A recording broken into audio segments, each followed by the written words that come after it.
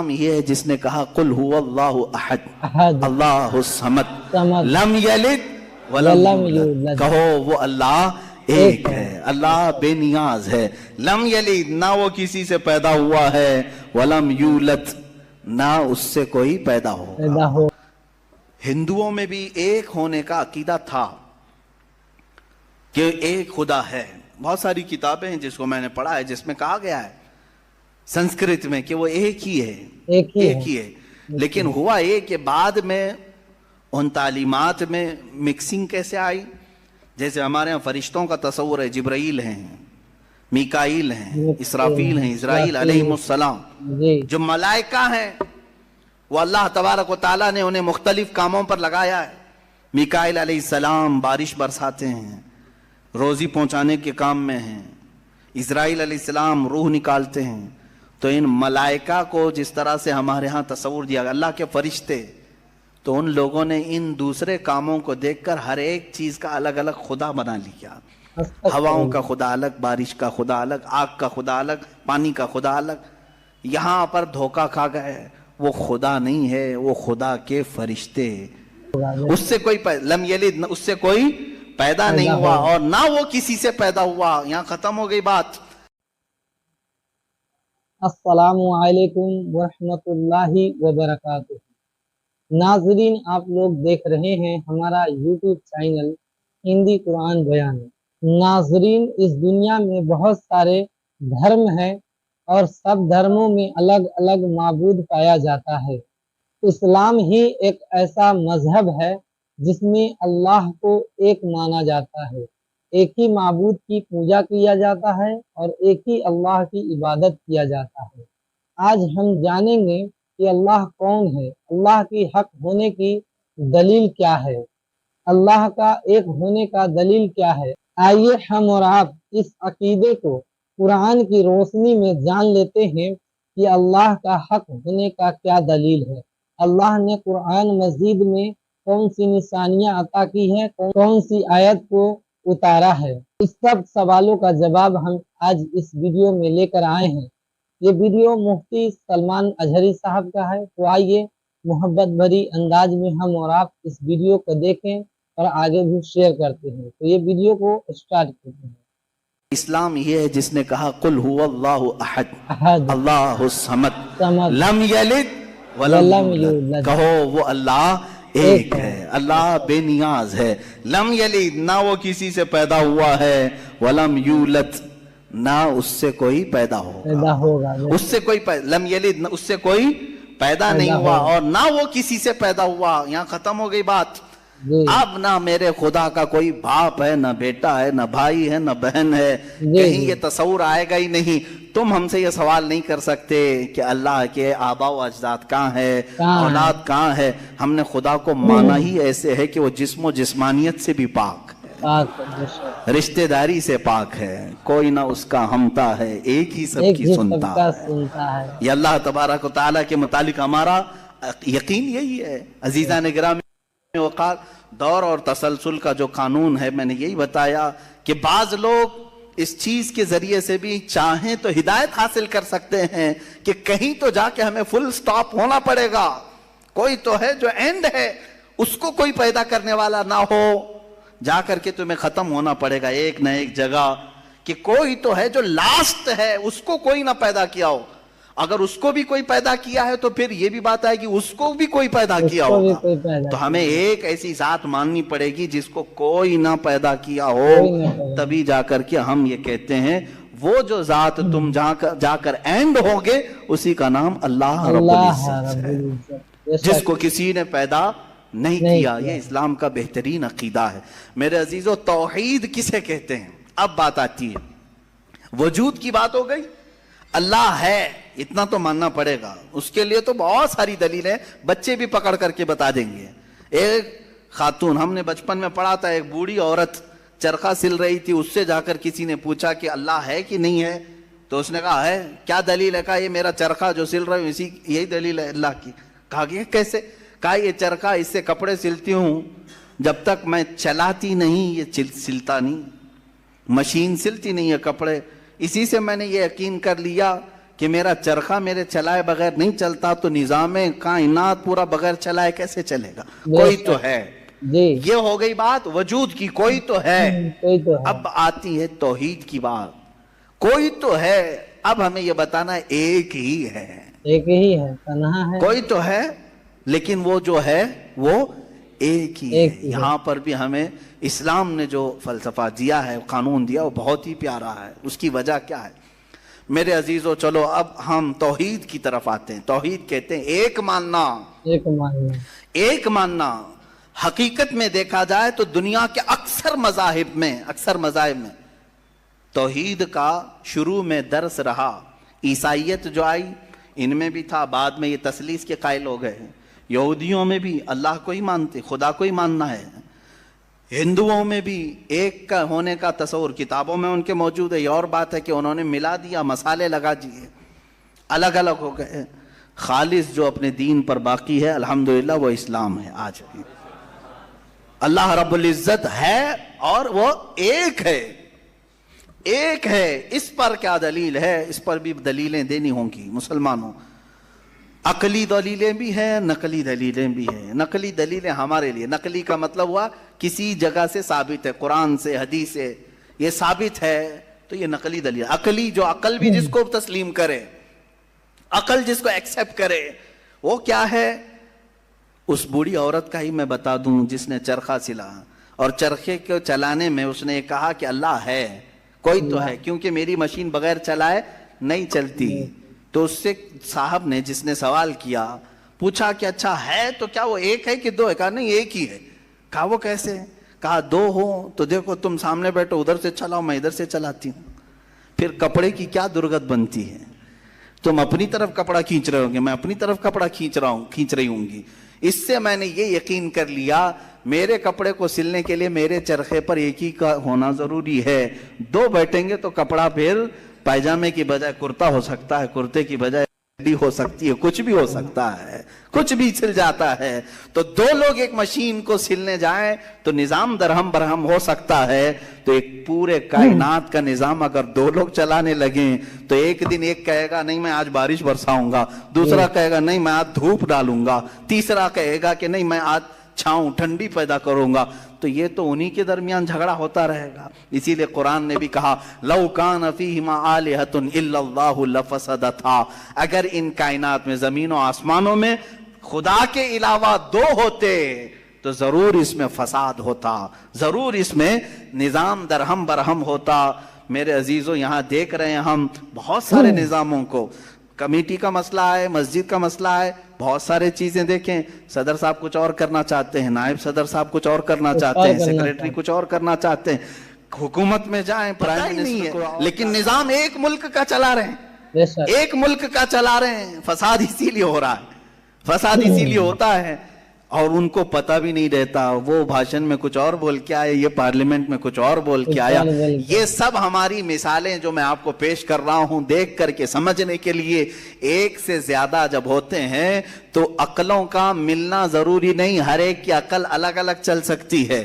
اب آئیے کوئی کہہ سکتا ہے نہیں بھائی اتحاد سے بھی تو کام ہو سکتا ہے، یونٹی سے بھی تو کام ہوتا ہے، کچھ جگہ ہوتا ہے نا. کوئی اگر کہے کہ خدا ایک نہیں دو ہیں اور دونوں مل کے کام کرتے ہیں، دونوں مل کے کام کرتے ہیں، تو اب میں آپ کو کہتا ہوں ایک نمبر والا خدا وہ کہتا ہے آج بارش برساؤں گا. 2 نمبر والا اگر اتحاد کرتا ہے اور کہتا ہے کہ نہیں ہاں تو جو کرے گا وہی میں کرتا ہوں، تو یہاں پر قانون یہ تفسیر میں فرمائے گا دوسرا والا تو عاجز ہو گیا، وہ مختار نہیں ہے پھر فیصلہ لینے میں. اور عاجز جو ہوتا ہے وہ خدا نہیں ہوتا، خدا وہی ہوتا ہے جو مالک و مختار ہے، جو خود فیصلے لے گا اور اس میں کسی کو شریک نہیں کرے گا. تو اگر دوسرا والا مان گیا اس کی تو وہ خود عاجز ہو گیا، اس کی اپنی نہیں چلی. دوسرے دن دوسرا چلایا اور پہلے والا راضی ہو گیا تو پہلا عاجز ہو گیا. تو خدا عاجز نہیں ہو سکتا، یہ ہمارا عقیدہ ہے. خدا وہی ہے جو قادر مطلق ہے، قادر مطلق، ہر چیز پر وہ خود فیصلے لیتا ہے، خود ہی اختیار رکھتا ہے. الحمدللہ اسلام کو اتنا پاک و صاف رکھا گیا ہے. خدا کا جو عقیدہ ہے ہمارے ہاں، عقیدہ توحید ہے، وہ انسان کے ذہن کو بھی پاک و صاف کرتا ہے، انسان کا ذہن بھی پاک و صاف رہتا ہے۔ اگر عقیدہ توحید تمہارا ہٹ گیا، میرے عزیز و توجہ چاہتا ہوں، توحید عقیدہ سمجھ گئے، اللہ کو ایک ماننے کا عقیدہ اگر ہٹ گیا تو پھر انسان اتنا ذلیل ہوتا ہے کہ پھر وہ ہر چیز کو خدا ماننے لگ جاتا ہے، چاہے وہ چوہا ہو کہ بلی ہو کہ سانپ ہو کہ مچھر ہو، کسی کے بھی سامنے جھکنے لگ جاتا ہے۔ توحید کا عقیدہ اگر ذہن سے ہٹ گیا، اللہ کو ایک اور بڑا ماننے کا عقیدہ ہٹ گیا، تو ہم نے ان لوگوں کو بھی دیکھا ہے جو عورتوں کی شرمگاہوں کو بھی عبادت کرتے ہیں، بہت ساری غلاظتوں کو بھی پوجتے ہیں۔ میرے عزیزو، یہ کب آتی یہ چیز؟ جب عقیدہ توحید انسان سے ہٹ جاتا ہے تو بہت ہی نیچے گر جاتا ہے۔ اللہ تعالیٰ نے ذہنوں کو پاک رکھنے کے لیے یہ ہمیں کتنا بہترین عقیدہ دیا ہے، اور وہ ایک ہے، اور الحمدللہ مسلمان اسے آج بھی ایک ہی مانتے ہیں۔ کئی چیزیں ہیں، میں یہ علم الہیات پر آج بات کرنا چاہتا تھا، پہلے وجود باری تعالیٰ اور دوسرے اللہ کے ایک ہونے پر سب سے بڑی دلیل یہ ہے، ایک سے زیادہ ہوں گے تو نظام درہم برہم ہو سکتا ہے، اور اب تک نظام درہم برہم نہیں ہوا، اس کا مطلب ہے کہ ایک ہی چلا رہا ہے۔ سورج کو جس طرح سے اس نے سالوں سے چلایا ہے، چاند کو جس طرح چلایا ہے، موسموں کا آنا جانا، قرآن خود یہ کہتا ہے، میں نے آیت خطبے کے بعد یہی تلاوت کی، ان فی خلق السماوات والارض واختلاف اللیل والنہار، بے شک زمینوں کی پیدائش میں، آسمانوں کی پیدائش میں اور رات و دن کے آنے جانے میں تمہارے لیے بہت بڑی نشانیاں ہیں کہ ایک ہی ہے جو اس کو اپنی مرضی سے بنایا ہے، عزیزان گرامی وقار، ہندوؤں میں بھی ایک ہونے کا عقیدہ تھا کہ ایک خدا ہے۔ بہت ساری کتابیں ہیں جس کو میں نے پڑھا ہے، جس میں کہا گیا ہے سنسکرت میں کہ وہ ایک ہی ہے، لیکن ہوا یہ کہ بعد میں ان تعلیمات میں مکسنگ کیسے آئی؟ جیسے ہمارے ہاں فرشتوں کا تصور ہے، جبرائیل ہیں، میکائیل ہیں، اسرافیل ہیں، اسرائیل علیہ السلام، جو ملائکہ ہیں وہ اللہ تبارک و تعالیٰ نے انہیں مختلف کاموں پر لگایا ہے۔ میکائیل علیہ السلام بارش برساتے ہیں، روزی پہنچانے کے کام میں ہیں، اسرائیل علیہ السلام روح نکالتے ہیں۔ تو ان ملائکہ کو جس طرح سے ہمارے ہاں تصور دیا گیا، اللہ کے فرشتے، تو ان لوگوں نے ان دوسرے کاموں کو دیکھ کر ہر ایک چیز کا الگ الگ خدا بنا لیا، ہواؤں کا خدا الگ، بارش کا خدا الگ، آگ کا خدا الگ، پانی کا خدا الگ۔ یہاں پر دھوکہ کھا گئے، وہ خدا نہیں ہے، وہ خدا کے فرشتے، اللہ تبارک و تعالیٰ نے جن کو ان کائنات کے کاموں پر لگایا۔ ہمارا عقیدہ میں بتا رہا ہوں عزیزان گرامی، یہاں پر میں یہ باتیں اس لیے عرض کر رہا ہوں کہ سب سے پہلے وجود باری تعالیٰ اللہ ہے، دوسری چیز وہ ایک ہے۔ اب تیسری چیز آتی ہے جس کے متعلق آج کے بہت سارے دہریے سائنس کے اسٹوڈنٹ وہ کہتے ہیں اگر ہے مان لیا، ایک ہے مان لیا، دکھتا کیوں نہیں ہے؟